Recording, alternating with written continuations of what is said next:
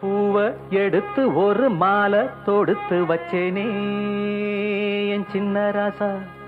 பூவ எடுத்து ஒரு மாலை தொடுத்து வச்சேனே என் சின்ன ராசா. உன் தோளுக்காகத்தான் இந்த மாலை ஏங்குது. கல்யாணம் கச்சேரி எப்போது?